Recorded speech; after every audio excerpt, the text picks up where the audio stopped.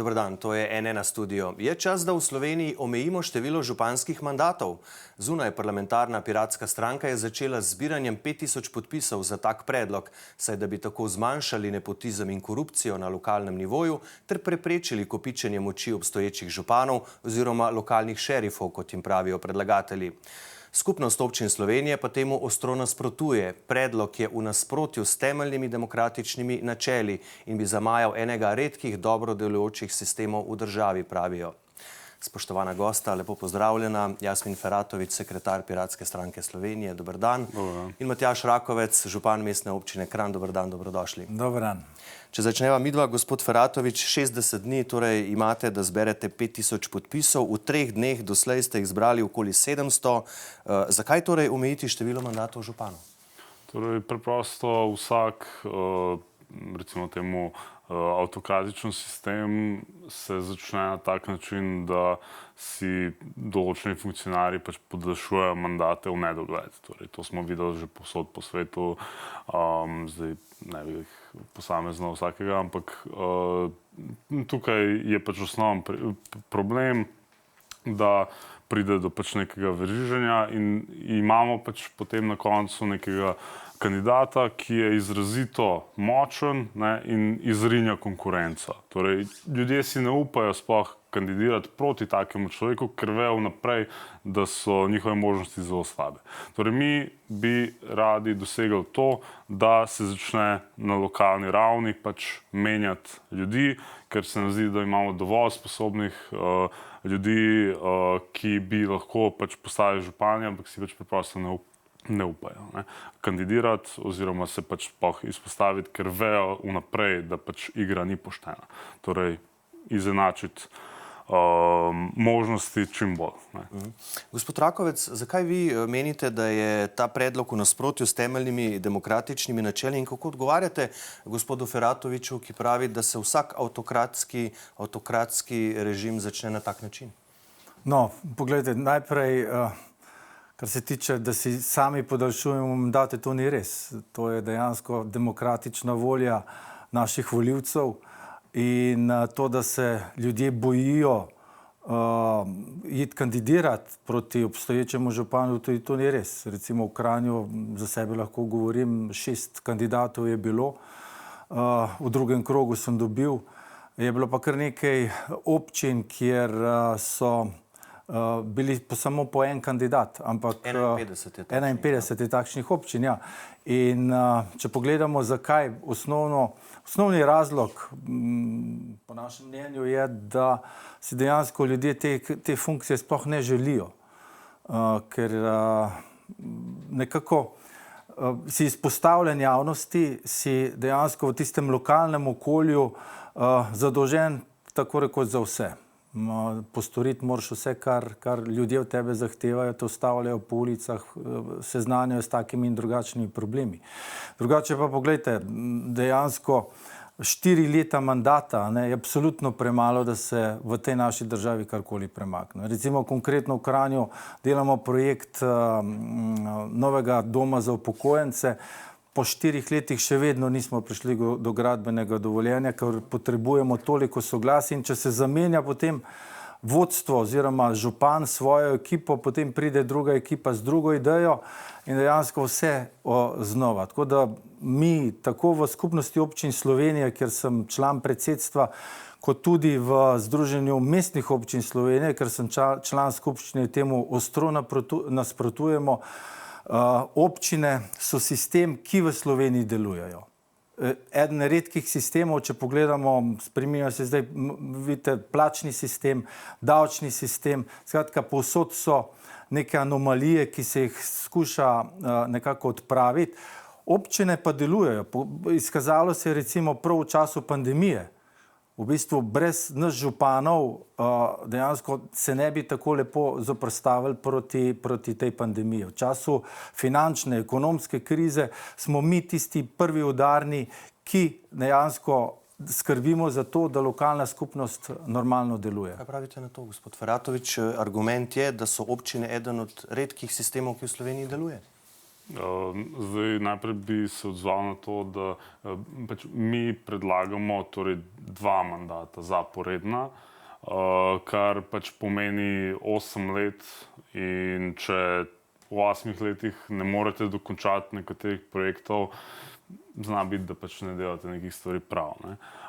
Hkrati je pač pomembno izpostaviti to, da ne gre za 2 mandata v celotnem življenju, torej ustavno smo pač preučili to stvar in gre pač za to, da sam zakon lahko uveljavi samo omejitev torej na 2 mandata zaporedna, potem pa pač mora človek na neke vrste pauzo. Ampak v čem je smisel te pauze? Ne? 8 let si župan, potem v skladu s tem zakonom, če bi bil sprejet, moraš na pauzo in potem si spet lahko izvoljen za župana in si spet lahko 8 let in potem moraš spet na pauzo. V čem je smisel tega?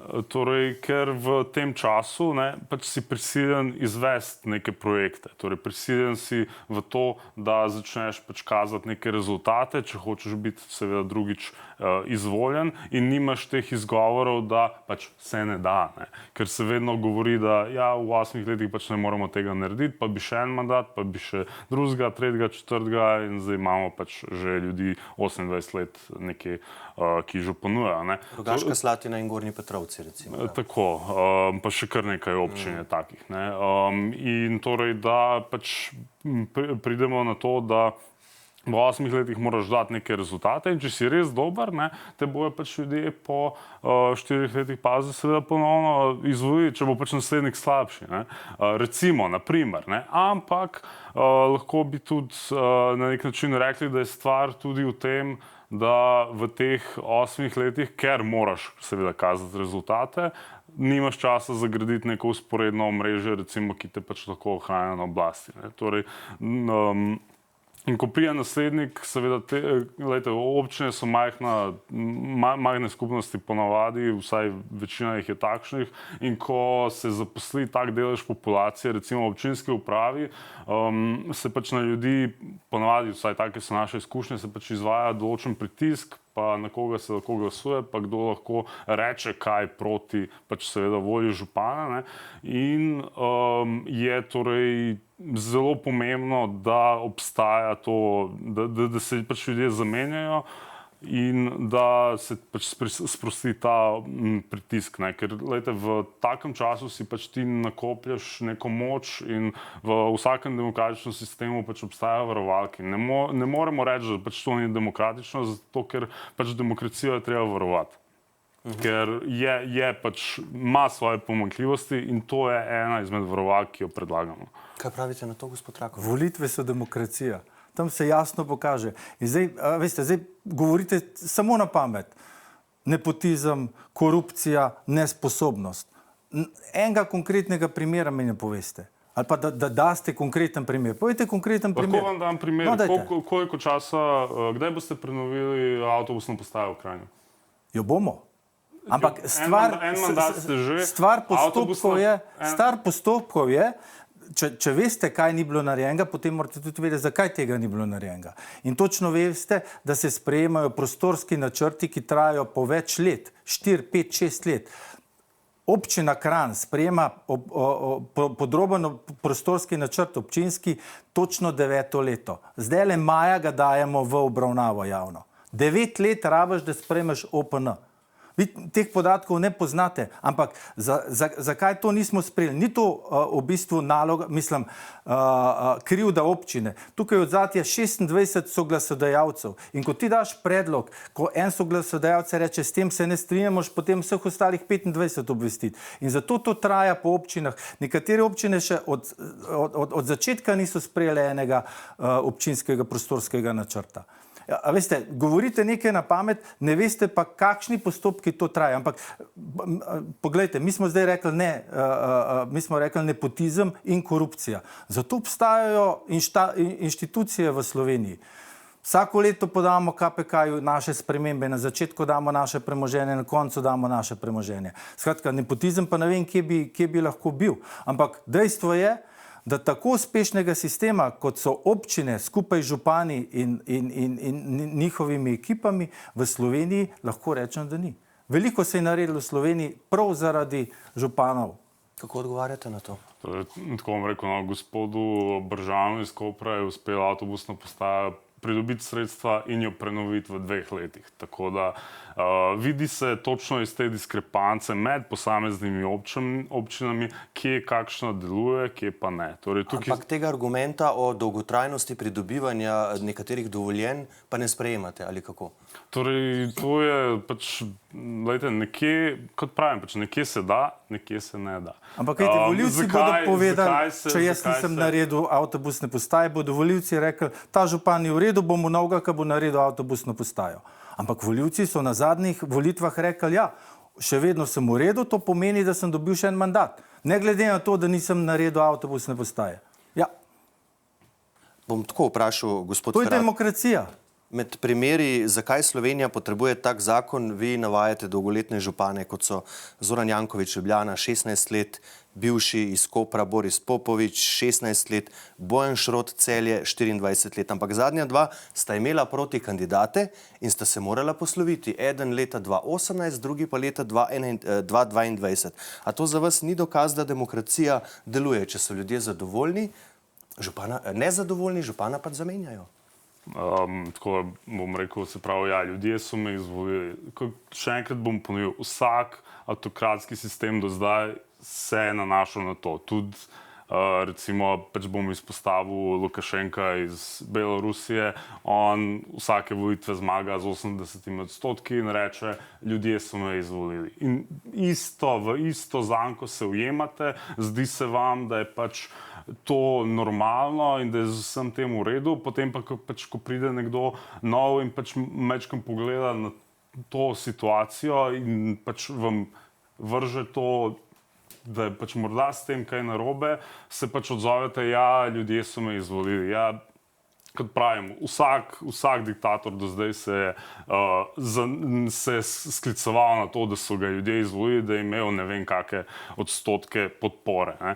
Torej, kar se pa tiče teh večnih županov, ne, glejte, proti Popoviču, na primer v Kopru, se je že zelo dolgo pred tem, ko je izgubil, so se začeli pač pojavljati te obtožbe, te indici, ko je recimo začel zlorabljati občinsko glasilo, zato da je pač promoviral samega sebe. In trajalo je kar dolgo, da se je dejansko pojavil proti kandidat, ki ga je uspel premagati. Če bi recimo stvari bile idealne, ne, bi se morda lahko pojavil že po 4 letih, ampak se preprosto ne more, ker ga pač ta neka struktura, ki se oblikuje, ga pač vse proti kandidate pač prisili v nek podrejen položaj že a priori. Recimo to z občinskimi glasili je tak jasen primer tega, ne, da tisti, ki je trenutno na oblasti, ima nepošteno prednost. In je potem geslo, recimo v kakšni križanki v občinskem glasilu, tudi to smo že videli, gospod Rakovec. Mislim, ne vidim sploh razloga. Govorimo o 2 primerih, jasnih primerih, 2 velikih mestnih občin, ne, ker se je zgodila demokracija. Vi govorite o diktaturi, da smo župani diktatori, tako kot z Lukašenkom nas primerjate. Tako sem jaz zdaj razumel. Ampak tukaj deluje demokracija, tukaj si na tnalu v vsakem trenutku. In jaz res ne vem, zakaj. Poglejte, je pa recimo Beneška konvencija je leta 2019 prav to ugotovila, da dejansko ni nobenih pozitivnih učinkov, če ti omejiš županovske mandate na 2, 3 ali kakorkoli let. Prvič, ni nobenih pozitivnih učinkov, drugo pa župan, ki ve, da se mu mandat izteka, lahko seveda naredi take, bi rekel, neprimerne investicije za to, da otežuje delo svojemu nasledniku. In tukaj to se je praksa v Evropi naredila. In še ena stvar, ne, v Evropi imajo mandate dolge po 8, tam, kjer jih omejujejo na 8, 6, 5 let, ne pa na 4 leta. Ne. K temu še pridemo, v nadaljevanju bi vas to vprašal, gospod Rakovec, kaj pa ta primer, ne? Prej sem vam že vskočil, 51 takih občin je bilo zdaj na zadnjih lokalnih volitvah jeseni, kjer je bil samo en kandidat za župana. Ne? Torej, očitno ta problem obstaja, da tudi sposobni ljudje menijo, da nima smisla vstopati v tak vnaprej izgubljen boj. To je skoraj četrtina slovenskih občin. ali so pa tako dobri župani, da pač vsi rečejo, da ne bodo šli proti tako dobremu županu. Jaz bi vam lahko zdaj odlične župane v Sloveniji štel, pa da ne bi koga užalil ali pa koga pozabil, ampak dejansko občine, predvsem v manjše občine, imajo res župane, ki že dolgo časa vodijo te občine in so se izkazali za res velik napredek. Ko smo mi leta 1991 začeli z ustanavljanjem občin, 212 občin, oziroma potem je še nekaj kasneje bilo prej. Dejansko so te občine, manjše občine, res naredile velik napredek. Naredile so se industrijske cone, naredile so se nove šole, novi prostori. Skratka, res se je naredil, velik premik se je naredil. Zdaj pa naslednja moja želja ali pa nek logičen razvoj je seveda ustanovitev regij in potem narediti Slovenijo še močnejšo, kot je. Ampak še enkrat, občine se mi zdi, so ključnega pomena za tak razvoj Slovenije in je eden redkih sistemov, ki res deluje v državi. Da, gospod Feratovič, zakaj omejitev samo županov, drugih političnih funkcionarjev, pa ne? Recimo predsednik oziroma predsednica republike že ima omejitev 2 zaporednih mandatov, ampak to je seveda urejeno v ustavi. Tako. Zakaj pa drugi ne, recimo? Torej, mi smo šli v zakonodajno pobudo, to gre pač seveda en zakon naenkrat in pač mi smo šli spreminjati zakon o lokalnih volitvah. To seveda od pač nas zahteva nek napor, da se pač zbira te podpise, ker so overjeni in ker se pač tudi takim podobnim pobudam pač meče polena pod noge na vsakem koraku in torej en zakon pa po en zakon. Torej, za ostale omejitve pridejo pač lahko kasneje. Kot pravim, samo zakon po zakonu. Torej, zakon o lokalnih volitvah, o tem zdaj govorimo in samo tam lahko omejimo to. Za ostale mandate pa pač treba spremeniti druge zakone in pač. Ja, zdaj ta vaš predlog je zelo kratek, na pol strani, 3 člene ima, ker je v bistvu relativno enostaven. Vi, gospod Rakovec, v skupnosti občin pa bi to podprli, da bi omejili tudi mandate vseh funkcionarjev, ne zgolj županov? Zdaj temeljno vprašanje, zakaj začeti pri občinah? Zakaj začeti pri sistemu, ki res deluje? Zdaj imam občutek, da bi nekdo zopet spostavil še neko negotovo stanje v Sloveniji. Že tako imamo zdaj recimo velike izzive v zdravstvu, na davčnem sistemu, na plačnem sistemu. In zdaj sistem, ki deluje in občine deluje, to sem že parkrat povedal, bi zdaj radi tukaj začeli. Ravno to je vprašanje. Zakaj ne omejimo mandate poslancev? Zakaj ne omejimo mandate mestnih oziroma občinskih svetnikov? To se pravi, lahko si občinski svetnik in lahko si poslanec. Ne moreš biti pa župan, pa ne moreš biti poslanec. Te anomalije bi jaz najprej začel urejati. Oziroma, jaz bi dal konec koncev potem vse v eno vrečo. Mi imamo večne poslance v republiški skupščini, v državnem parlamentu, v državnem zboru, v parlamentu. Tukaj bi mogoče jaz začel, ne pa z župani. Tudi oni so dobili mandat od ljudi, sicer ne neposredno. Ampak dajmo vse skupaj potem v en koš dajmo. Mogoče bo pa to res neka rešitev še za boljšo demokracijo v Sloveniji. Kaj pravite na to? Torej, jaz se na nek način lahko tukaj s sogovornikom strinjam v veliki meri. Torej, z omejitvami je pač treba začeti. Mi smo se odločili pač sprožiti pobudo na lokalnem nivoju, zdaj, ker se nam tudi zdi precej kritično. Recimo, mestna občina Ljubljana ima proračun pol milijarde evrov na leto in potem gre pač to sorazmerno manj od vsake na dol, ampak to so proračuni, ki so večji recimo od ministrstva. Torej, zakaj je omejiti župana večji tabu od pač, ne vem, omejitve naprimer kakšnega, pač recimo ministrov. Torej, nekje je pač treba začeti in tukaj je dokaj enostavno, ker se tiče pač na lokalnem nivoju smo pač zelo hitro videli, recimo pač vsaj primer zdravstva, zdaj to, kar se dogaja po državi, da je tukaj pač precej enostavna rešitev in tudi prav je, da se to sprejme zdaj če se sprejme, zato ker boste vi vedeli za naslednje lokalne volitve, ali lahko še enkrat kandidirate ali ne.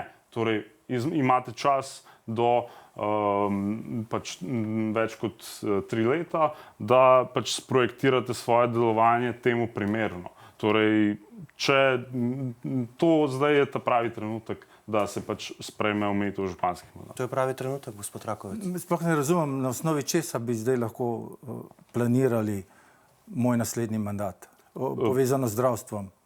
Ne, če se zdaj sprejme omejitev mandatov, ne, takoj po, lokalne volitve so bile tik predtem smo bili, ne, če pa bi recimo ta zakon zdaj sprejemali recimo ne vem, tik pred lokalnimi volitvami, ne, in pač omejimo vse kandidate, ki so že pripravljeni na to, da še enkrat kandidirajo, ne.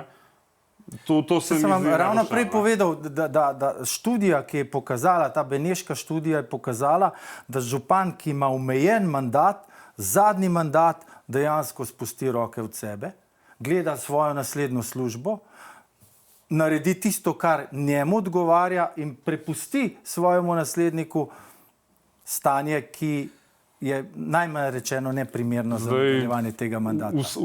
Ja, vidite, ampak jaz se bom boril za naslednji mandat. To pomeni, da bom moral nekaj ljudem pokazati. A je tako? Če pa bom jaz vedel, da meni mandat poteče, potem bom pa začel iskati drugo službo, začel bom pač se fino lahko imeti. A veste, mislim, da ste zelo nespametno skočili v ta predlog. Brez premislekov, brez kakšne javne razprave o tem, kaj to pomeni. A veste, vi pač nekako z teorije lahko to poznate, z prakse pa nikakor ne. Smo mi zdaj nekako začeli javno razpravo o tem. Ključno vprašanje, gospod Feratovič, je, ali imate podporo kakšno od parlamentarnih strank, če zberete dovolj podpisov, seveda na koncu bodo v parlamentu odločale parlamentarne stranke. Torej, najprej bi se samo probal neko kratko repliko, se pravi, kar se tiče študij, recimo tudi obstaja ena študija na primeru Italije, kjer so imeli omejitev županskih mandatov za vse občine, potem so se pa pač odločili spustiti to omejitev na malih občinah, da lahko kandidirajo še za 3. mandat.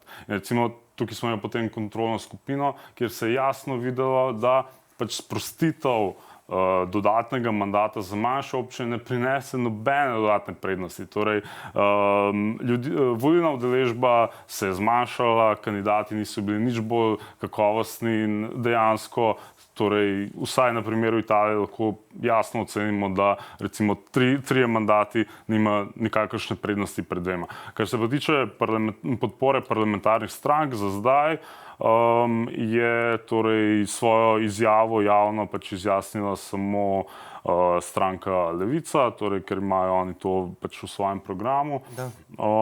Medtem ko ostale stranke so pa ni čisto jasno, zato ker mediji so trenutno samo spraševali recimo mestne svetnike in ni čisto jasno, katera stranka stoji kje, kar se tega, ampak gledajte, to je samo zakonodajna pobuda in do javne razprave o temu šele zdaj prihaja, ker pač tak sistem imamo. Torej, No, jaz sem seveda prosil vseh 5 parlamentarnih strank za odzive, torej kakšno je njihovo stališče do tega predloga in zdaj bodo to gledalci tudi lahko videli. V Svobodi se še niso opredelili, imajo cel kup nekih dilem, niso se še v resnici zares pogovarjali tem. V SDS nasprotujejo.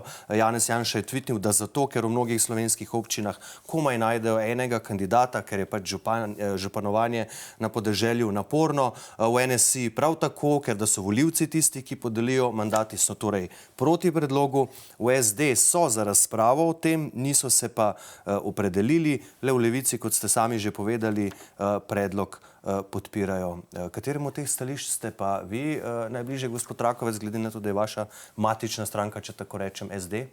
Ja, jaz se velikokrat ne strinjam z mojo matično stranko, tudi tokrat ne. Kot sem rekel, jaz tukaj predstavljam tako Skupnost občin Slovenije ter pa Združenje mestnih občin Slovenije, kjer ostro nasprotujemo temu predlogu in mislimo, da za Slovenijo to ni dobro. A pa bi bili vi, morda gospod Feratovič, pripravljeni na recimo modifikacijo predloga v smislu podaljšanja mandata župana na 5 ali 6 let, pa potem omejitev na 2 mandata, ker tudi ta predlog smo nekako že slišali, ko so bile debate o tem, da je, in tudi gospod Rakovec nazadnje je opozoril, 4 leta je premalo, da bi bil osnovni županski mandat daljši 5 ali 6 let. Kaj pravite? Tako bom rekel sicer čisto, to stvar bomo mi spravili v državni zbor in na poslancih je, da se odločijo o temu.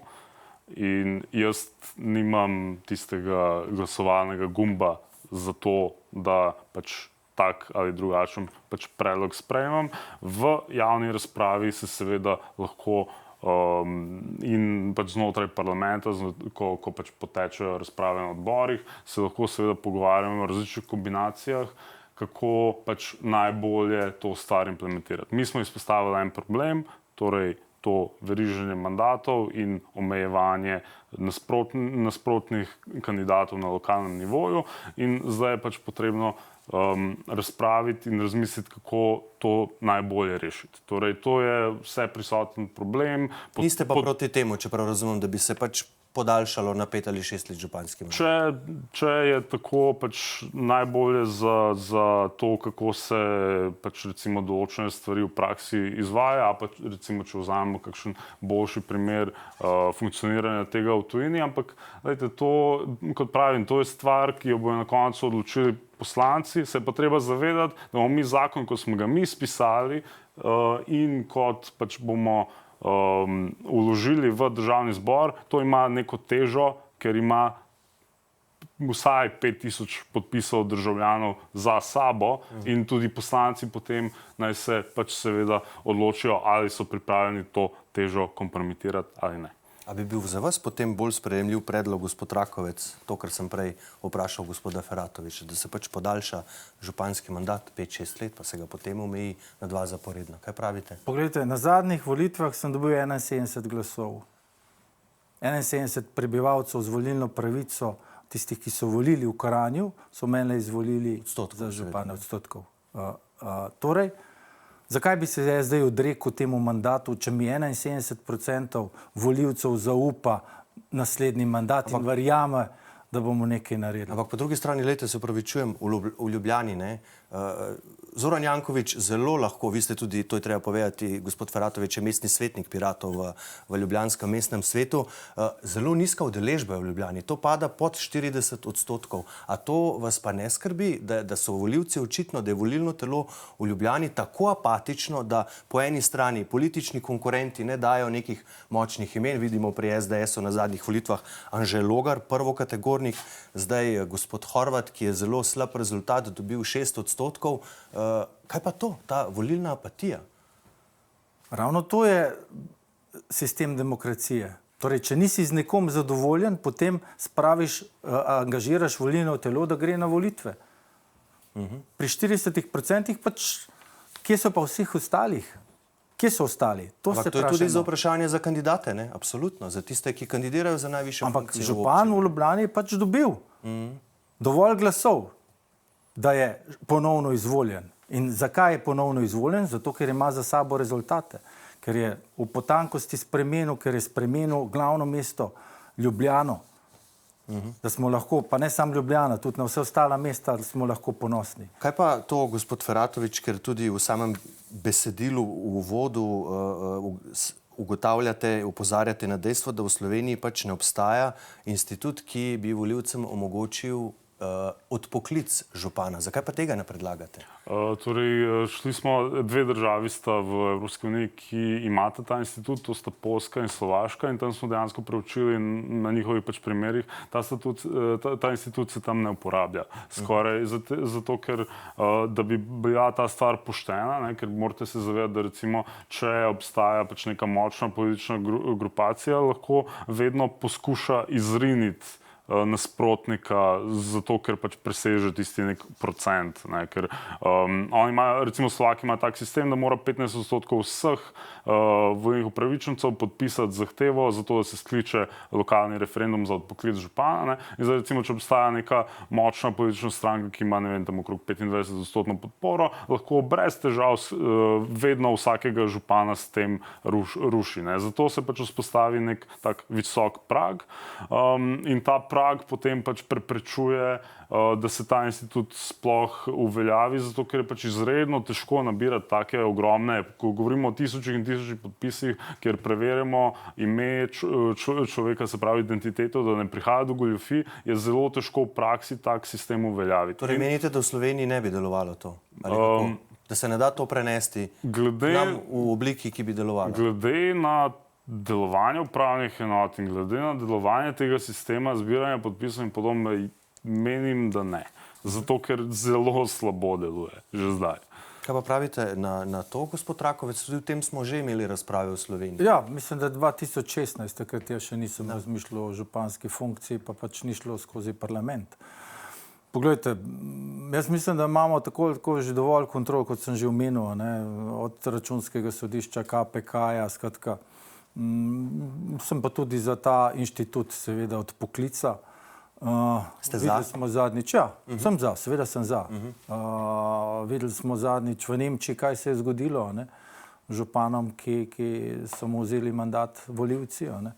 Tako da definitivno je to rešitev, ki seveda mi podpiramo tudi ta inštitut. Je pa seveda potem vprašanje političnih moči, ki lahko ta inštitut tudi izrabljajo. Tako da tukaj bi bilo treba dovolj kvaliteten dialog pretehtati vse možne variante, vse posledice, kaj bi uvedba tega inštituta pomenila. Ja, se mi zdi, da bi lahko prišlo na koncu, da bi stranke licitirale, pa bi vsaka predlagala svoje odstotke, koliko ljudi mora priti, ne, da je stvar veljavna. To smo že nekajkrat videli pri nas v parlamentarnih postopkih. Zato pravim, bomo videli, kaj se bo na koncu iz vsega skupaj izcimilo, če boste zbrali potrebne podpise, kaj se bo potem dogajalo v parlamentu. Tudi tam so bili že marsikateri zakonski predlogi popolnoma preoblikovani.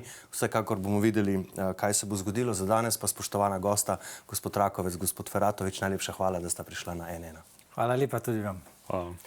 Hvala tudi vam seveda za vašo pozornost. O razvoju tega predloga, kako mu gre in kako bo na koncu, seveda vas bomo obvestili tudi na naši spletni strani n1info.si, zato nas spremljajte. Iz studija pa le še lep pozdrav in nasvidenje.